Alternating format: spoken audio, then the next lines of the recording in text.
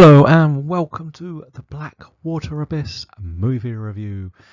And the Blackwater Abyss follows five friends: Jennifer, Eric, Yolanda, Victor and Cash, who go deep underground to look for a secret lake where they could try and make some profit for. Only when a storm hits, it fills with water, with no escape and a hungry crocodile. They have to figure out the best way to escape the abyss.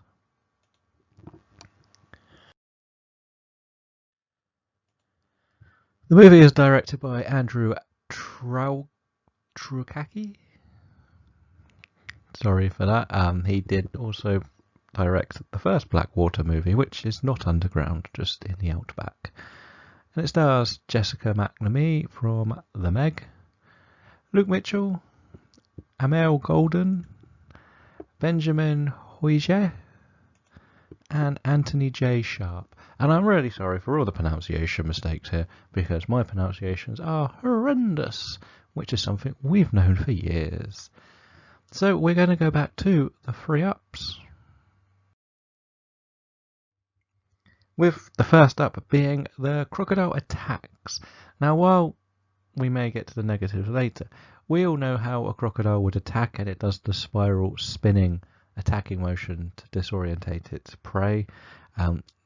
We get that with the crocodile attacks, which is probably the best part of the movie. Number two is going to be the supporting cast. Yolanda and Victor seem to have actually had some form of development described for them, with Victor being a blogger who goes around the world but never actually experiences the stuff, just writes about them, while Yolanda will go and do everything, add in the fact that she's pregnant and that Victor has overcome cancer. So they have some form of development, unlike the other characters. When it comes to the environment, we have the deep dark cave, which is used very well to create the tension, with the rising levels having different little balconies where they could hide, but it would involve them needing to move to survive, which adds to something in this movie. But let's face it, the free ups were very hard to come about for me. When we get to the free downs, this was a lot easier.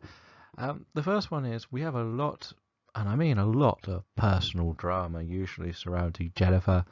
It's fair enough she's in a relationship that isn't going well, which, okay, good part of the story, but it doesn't need to be in this movie. We just want to focus on watching a crocodile attack as survival, and the personal drama just goes on and on and on. So that's the first one, and when we get to the second one, well, the second one goes back to something that was good in the first one. As I mentioned, the attacks look or are choreographed correctly with the spinning motion, but they are not shot very well. Again, I understand we're in pitch black here, but when we're seeing everything unfold, we are literally just splash, splash, splash, and shaky cam everywhere, and it's just sort of, it's not that enjoyable to watch, shall we say. And the third one is going to be task masking. Now, we know our characters are trapped and that they need to try and figure out a way to escape. So we have the braver ones, or the experienced ones, shall we say, in Eric and Cash, go on a little mission. But while they're away, for example, Jennifer, Yolanda and Victor decide to try and do something else, or need to achieve something else.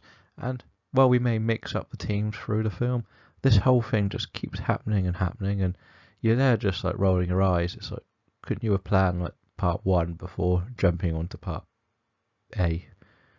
That makes sense. We just seem to go nowhere fast with what we're doing here. So that was frustrating, because all the tension scenes were there, but they didn't need to be there because they just seem to be doing stuff for the sake of doing stuff.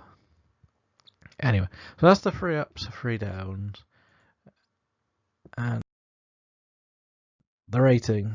Well, this is very painful for me because I hate giving movies really low scores, but sadly I have to give the Blackwater Abyss a 30%, only a 1 star. I can't fault any of the acting because nobody really does anything wrong. It's more to do with the fact that we needed to see a little bit more overall.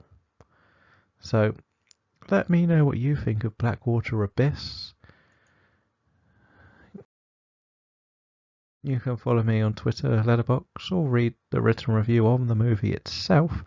But let me know what you think, and until next time, we are leaving you now. Goodbye.